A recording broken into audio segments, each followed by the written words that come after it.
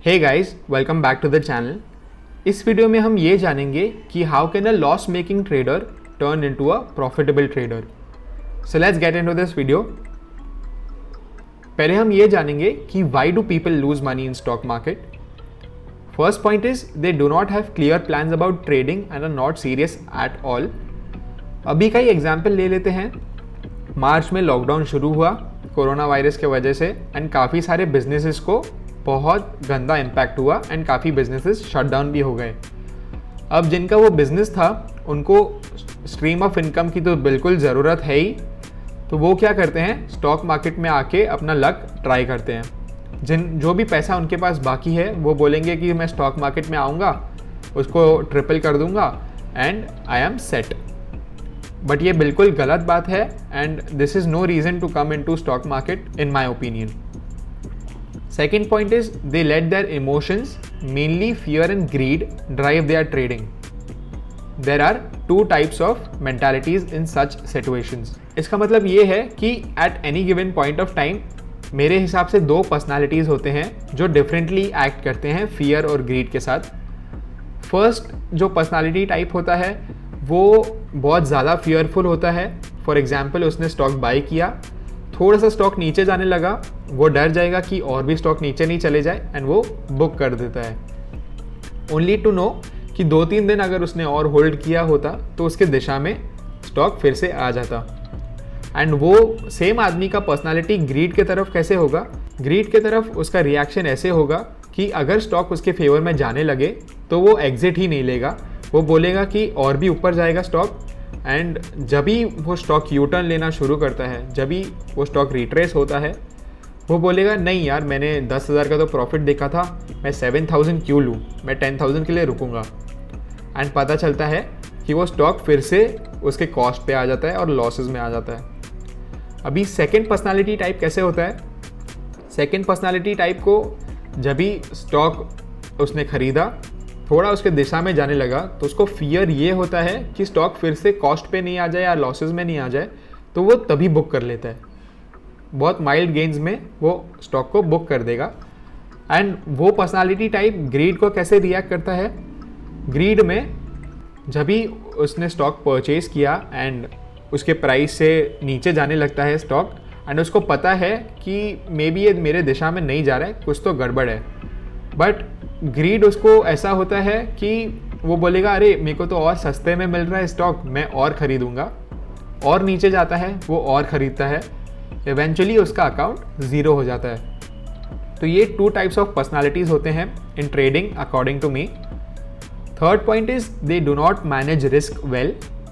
जैसे हमने second personality type के बारे में जाना, उसने एक ट्रेड लिया, उसके फेवर में प्राइस नहीं जा रहा है बट फिर भी उसने और भी पैसा उसमें ऐड किया। जब भी आपके फेवर में ट्रेड नहीं जा रहा है, आपको और पैसा क्यों उसमें डालना है, right. Fourth point is they search for a holy grail every month. Holy grail का मतलब ये है कि ऐसी स्ट्रैटेजी जो 100% आपको प्रॉफिट ही कमाए, ये मेरे हिसाब से तो एग्जिस्ट नहीं करती है। एंड जो इनके पीछे भागते हैं वो हमेशा भागते रहते हैं, वो एवरी मंथ एक नया होली ग्रेल सिस्टम के खोज पर होते हैं। एक सिस्टम वो ट्राई करते हैं, मे बी 2 या 3 लॉसेस दिए, वो नेक्स्ट सिस्टम खोजने की तैयारी में लगे रहते हैं। वो सिस्टम ने 2-3 लॉसेस दिए, फिर से वो नेक्स्ट सिस्टम की ढूंढ में होते हैं। Fifth point is they follow tip providers. आप अपने आप को ये पूछिए कि जो टिप प्रोवाइडर्स होते हैं, मैं ये नहीं कहता कि कोई जेन्युइन नहीं है, बट मैं कहूँगा कि 99% टिप प्रोवाइडर्स फेक होते हैं। क्यों? क्योंकि अगर वो खुद उन टिप्स से पैसा कमा सकते हैं तो why will they sell out their tips, right. Sixth point is they try to make money quickly. ये तो हम सब ने एक्सपीरियंस किया है कि हमें चाहिए कि पैसा क्विकली हम बनाएं, बट आपको पेशेंस होना चाहिए एंड क्विक मनी के पीछे बिल्कुल भी भागने की ज़रूरत नहीं है। Seventh point is holding on to losses and cutting winners quickly.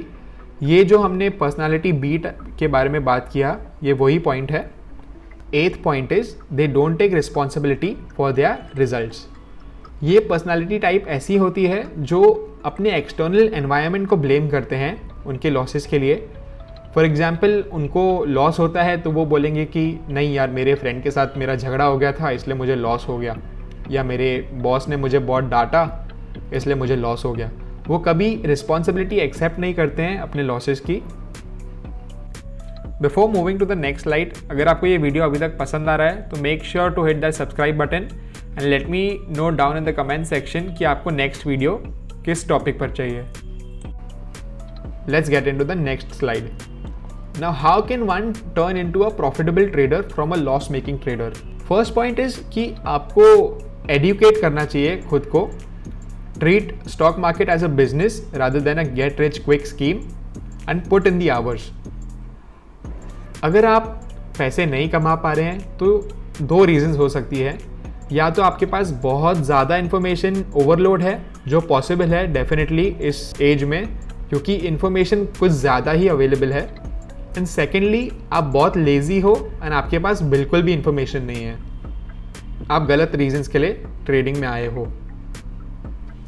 ये दोनों ही पॉइंट्स गलत है एंड आपको एडुकेट करना चाहिए है अपने आप को, बट इतना भी नहीं कि आप कंफ्यूज हो जाओ कि आपको कौन सी दिशा में जाना है। Second point is you should turn into a systematic trader from a discretionary trader, which does not mean that discretionary trading does not work. अभी आप पहले ये पूछेंगे कि सिस्टमैटिक ट्रेडर होता क्या है एंड डिस्क्रिशनरी ट्रेडर क्या होता है। सिस्टमैटिक ट्रेडर ये होता है जिसके पास clear cut well defined rules है कि उसको कहाँ ट्रेड लेना है, कहाँ एंट्री लेना है, कहाँ एग्जिट लेना है, और वो कितना पैसा उसमें डालेगा वो ट्रेड में। एंड डिस्क्रिशनरी ट्रेडर वो होता है जो ऐसे ही फ्री बॉल करता है। फॉर एग्जांपल उसको लगता है कि ये स्टॉक ऊपर जाएगा तो वो ऐसे ही ले लेगा, उसने कुछ डेटा में टेस्ट नहीं किया या उसके पास कोई सिस्टम नहीं है, कोई स्ट्रैटेजी नहीं है, वो रैंडमली डिस्क्रिशनरी ट्रेड्स लेता है।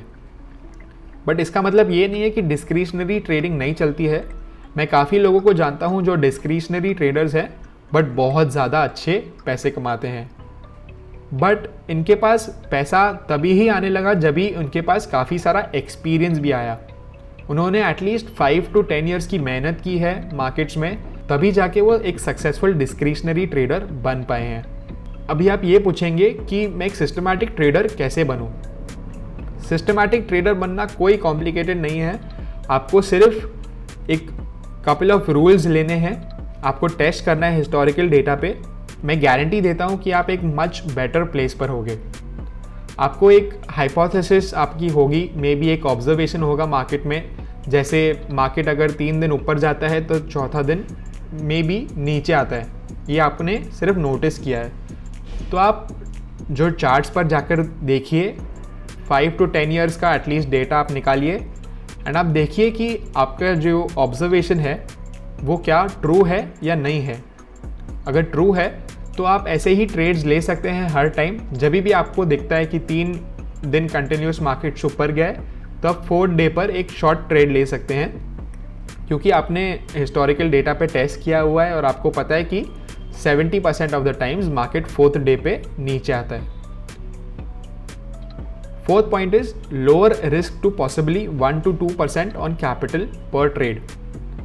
हमने पिछले स्लाइड में ये जाना था कि लॉस मेकिंग ट्रेडर्स काफ़ी ज़्यादा रिस्क भी लेते हैं, बट मैं रेकमेंड करूँगा कि आपको रिस्क प्रोफाइल आपका काफ़ी कम करना चाहिए, specially in the beginning, and आपको 1 या मैक्सिमम 2% का रिस्क लेना चाहिए पर trade, 1 to 2% on your total capital.